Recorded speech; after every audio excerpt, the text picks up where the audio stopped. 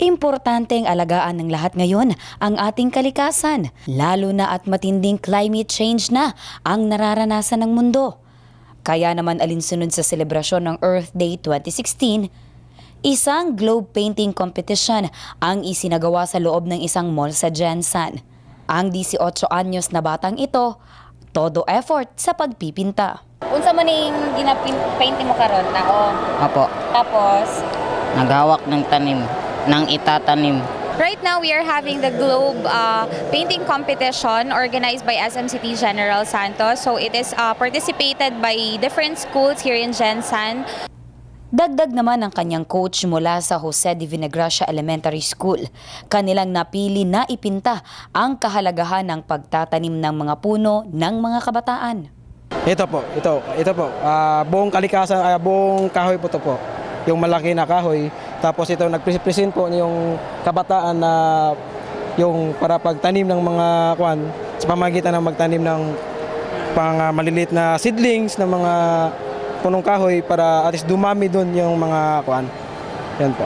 10 paaralan mula elementarya, sekundarya at kolehiyo ang kasali sa kompetisyon. Ayon sa event organizer at judge na si Mark T., magagaling ang mga bata.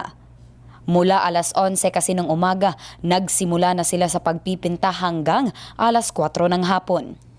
So far, ilahang work karon is maayo, is hawod na gyud kay na may mga coaches, isa po go sa mga naga-coach diri sa uban during their elementary times. Ang tema ng nasabing kompetisyon ay Trees for the Earth. Ayon sa nagplano nito, gusto nilang ipakita sa mga kabataan ang importansya ng kalikasan.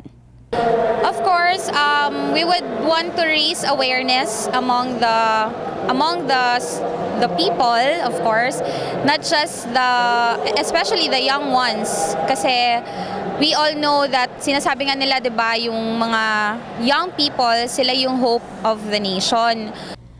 Ang mga mananalo sa nasabing kompetisyon ay makakatanggap ng 6,000 worth of gift check at tag 1,000 naman ang hindi mananalo bilang consolation prize. Abby Lorenzo, Brigada News.